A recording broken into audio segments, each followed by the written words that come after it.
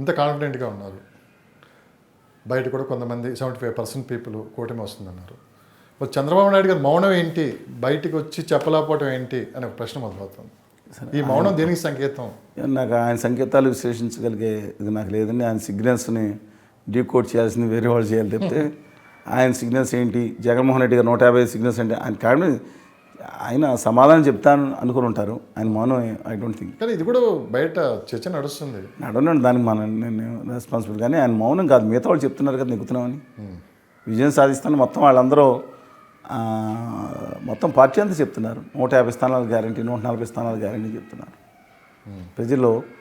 కానీ ఒకటే చెప్పానండి, నాకున్న దాని ప్రకారం ఒక్కటి చిన్న చెప్తాను కదా, చిన్న అన్ని అవకాశాలు ఆ మహిళలు రూరల్ కాన్స్టిట్యున్సీలో మూకుమ్మడికి 50% వేయటం, 60% ఓట్లు పైన కనుక పడితే ఆ రూరల్ కాన్స్టిట్యున్సీస్లో, అర్బన్ కాన్స్టిట్యున్సీలో 10-15 సీట్లు వస్తాయని జగన్మోహన్ రెడ్డి గారు తెలియదు. రూరల్ కాన్స్టిట్యున్సీలో 120 సీట్ల పైన ఉన్నాయండి. ఆ సీట్లలో ఆయన 70-80 సీట్లు గెలుచుకోగలిగితే అప్పుడు ఆయన ఈ విల్ విన్ ఫీల్డ్. అదర్వైజ్ ఆయన గట్టి పోటీ ఇవ్వటం కూడా కొన్ని చోట్ల కష్టం. ఫైనల్గా ఈసారి ఓటర్ మీద ప్రధానంగా ప్రభావం చూపిన అంశాలు ఏంటంటే మీరు చెప్తారు? అమరావతి ఒకటి, ల్యాండ్ టైటిలింగ్ యాక్ట్ కాదు. ఫస్ట్ ఓటర్ల మీద ప్రభావం చూపించి జగన్మోహన్ రెడ్డి గారు వ్యతిరేకంగా 10-15 అంశాలు ఉన్నాయి, అనుకూలంగా కేవలం 2 ఉన్నాయి. వ్యతిరేకంగా ఉంది ఇవాళ మొత్తం ఎంప్లాయీస్ 80% ఎంప్లాయీస్ వ్యతిరేకంగా ఉన్నారు. ఎంప్లాయీస్తో పాటు మిగతా క్వాసీ సంస్థలుగా క్వాలిటీ ఎంప్లాయీస్గా ఉన్న అంగన్వాడీ వర్కర్స్ వీళ్ళు టేక్అవుట్ అండి, అదొకటి. మూడోది అక్కడున్న ఎంపీటీసీలు, జెడ్పీటీసీలు, సర్పంచ్లు ఇంక్లూడింగ్ 70% ఆఫ్ వైఎస్ఆర్సీపీ సర్పంచ్లు. అడగండి, మా పవర్స్ ఏదైనా నిధులు లేవని చాలామంది బయట వాళ్ళందరూ వ్యతిరేకం చేస్తున్నారు. భవన నిర్మాణ కార్మికులు ఇక్కడ అనేక వర్గాలు. అది కాకుండా మీరు కనుక ఇది చూసుకుంటే ఏది రాజధాని మీరు చెప్పిన అమరావతి, ఆ తర్వాత చంద్రబాబు నాయుడు గారిని అరెస్ట్ చేసిన అంత పెద్ద మనిషిని ఒక వేధించిన తీరు, అరెస్ట్ చేయడం కాకుండా వేధించిన తీరు, ఎన్నో సమ్ పాయింట్స్. రాష్ట్రంలో ఏకపక్షంగా కక్షాదింపు చర్యలు జరుగుతున్నాయని, అభివృద్ధి లేదని, బట్టనొక్కడు ఒకటే ఉంది కానీ అభివృద్ధి లేదని, ఇలాంటి సంఘటనలో 1-2 కానీ చాలా సంఘటనలు ఉన్నాయి.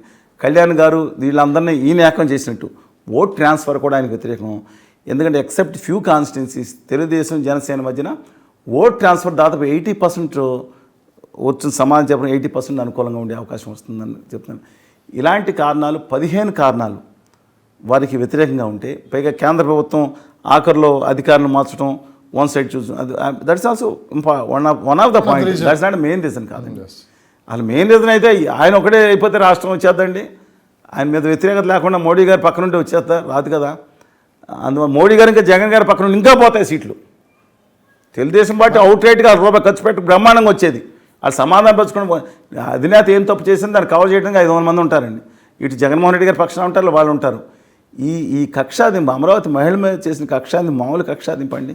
ఇట్స్ నాట్ జోక్ కాదు. ఇవన్నీ కూడా అది చెప్తాను. ఇవన్నీ ఒక కోణం అయితే కాంగ్రెస్ పార్టీ ఆయన నమ్ముకుంది ఏంటంటే సంక్షేమ పథకాలు, తన నమ్మకం ఏదైతే తను అభివృద్ధి చేశానని మిగతా చోట్ల ఏదైనా కానీ ఈ 2-3 విషయాలు ఆయనకు అనుకోరు. మిగతా 15 వ్యతిరేకంగా ఉన్నాయి. ఎస్, షర్మిల గారు కాంగ్రెస్ పార్టీ వైఎస్ఆర్ తెలంగాణ పార్టీ మాజీ అధ్యక్షురాలు, తెలంగాణలోనే నేను ఉంటాను, నాకు దానికి సంబంధం లేదని మోడరేటర్, టీవీ మోడరేటర్ గారు మీ ఆవిడ ఎక్కడని కూడా ప్రతి వివరాలు అడిగి అన్నీ కూడా మాట్లాడి ఆడపిల్లని ఏడపిల్లని చెప్పి అసలు రాష్ట్రానికి సంబంధం ఏంటి, పక్క రాష్ట్రం ఏదో పక్క రాష్ట్రం అనుకుని పక్కన పడేసి ప్రత్యేక దినదినాల కోసం ప్రాణాలు పణంగా పెట్టి పనిచేస్తుంటే, పాదయాత్రలో విజయాత్రలో ధర్నాలు చేస్తుంటే కూడా కనీసం మోసం చూపకుండా చనిపోయిన వాళ్ళకి పలకరించే అవకాశం కూడా లేకుండా 5 సంవత్సరాలు కదా అంతకు ముందు కూడా దారుణంగా వ్యవహరించిన వారు ఇవాళ వచ్చి నేను ప్రత్యేక హోదా ఎవరు మాట్లాడటానికి లేదు, ఇంకా నయం అండి, బ్రహ్మాండంగా ఆస్కార్ అవార్డు వస్తుంది అందుకని నేను వచ్చాను, ఆవిడ ఉద్యమం ఆవిడ చేసుకోమండి, అబ్జెక్షన్ లేదు.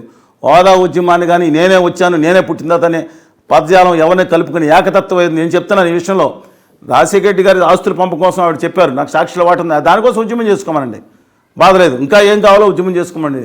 అల్లి గారు వచ్చేది అత్యంత సంపన్నురాలు ఆవిడ, మామూలు రాష్ట్రంలో సామాన్య వ్యక్తులు కాదు, అత్యంత సంపన్నురాలు వారికి అత్యధిక ఆవిడ మతం గురించి కూడా వచ్చానని చెప్పి ఆ పార్టీలో చేరని రాశారు. ఆవిడ ఇష్టం, ఐఎమ్ నాట్ డెనింగ్ దట్. కానీ మిగతా విషయాలు ఎవరో చేయలేదు, నేనే వచ్చానని మాట మానుకుంటే మంచిది అని నా అభిప్రాయం. సార్, కాంగ్రెస్ పార్టీని మళ్ళీ బతికించిపోతున్నారు ఆంధ్రప్రదేశ్. ఆవిడ బతికించిపోతున్నప్పుడు బీజేపీ కోటకు మద్దతు పలకలేదు, ఇండైరెక్ట్గా ఒక సీట్ వచ్చే అవకాశం ఉందని చెప్పి నడుస్తుంది. ఏంటండి? ఒక సీట్ వస్తుంది కాంగ్రెస్కి. ఎక్కడ, ఏ సీట్ అది? అసెంబ్లీ సీటా? అసెంబ్లీ సీట్ అయితే మడకసేరులో గట్టి పోటీ ఇప్పించారు because of due to Raghuveer Reddy గారు వస్తున్నారని నేను చెప్పలేను. అలాగే ఆమంచి కృష్ణమోహన్ గారు గట్టిగా పోటీ ఇచ్చారు చీరాల్లో. అది వాళ్ళ సొంత బలం అండి. అది ఎవరి మీద ఆధారపడి శాటిలైట్ల మీద ఆధారపడి బతికేవాళ్ళు కాదు. వాళ్ళు శాటిలైట్ మీద ఆధారపడి లేకపోతే ఇంకోళ్ళ మీద ఆధారపడి వాళ్ళు సొంతంగా నిలబడ్డారు. 2014 ఇండిపెండెంట్గా వరం గారు, ఇప్పుడు పీఠాపురం వరం గారు, ఆమంచి కృష్ణమోహన్ ఇద్దరు నెగ్గారు.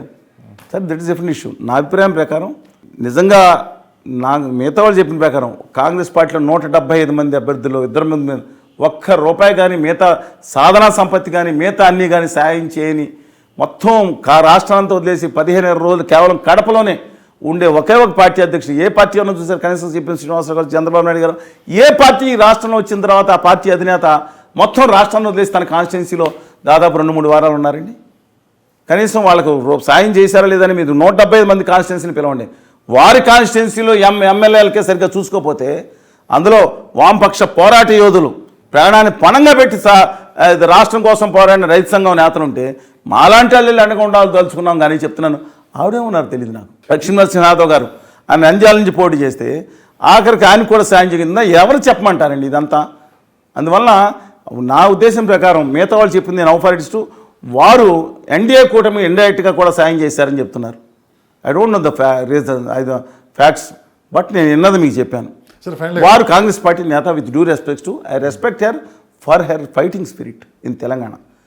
రేవంత్ రెడ్డి గారిని ఆవిడ మాట్లాడిన ఒక్కొక్కటి అలా చండా గారి మాటలతో, అలాగే శంకర కాంగ్రెస్ నేతల్ని అద్భుతంగా మాట్లాడారండి. ఆవిడ నిలబడి పోరాడిన ఆవిడ అంత స్ఫూర్తి, అంత శక్తి గొప్ప ఆవిడ.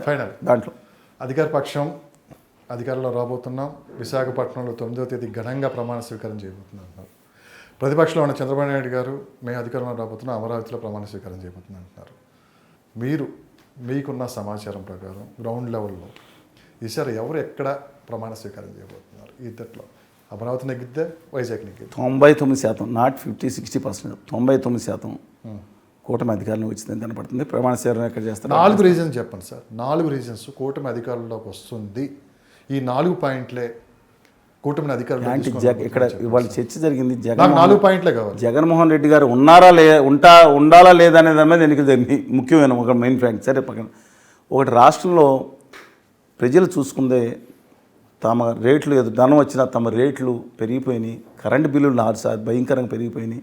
ఆయిల్ రేట్లు పెరిగిపోయినాయి. గ్యాస్ బండ కారణం ఎవరైనా చూడరు కదండి. కేంద్రం పెంచింది, మోసం చేసింది, సర్వనాశం చేసింది రాష్ట్రాన్ని నరేంద్ర మోడీ గారు అంటే కాదు. అందుకని నేను సాపి చెప్తున్నా, మోసం చేసినా చెప్పకపోతే ఎలాగండి?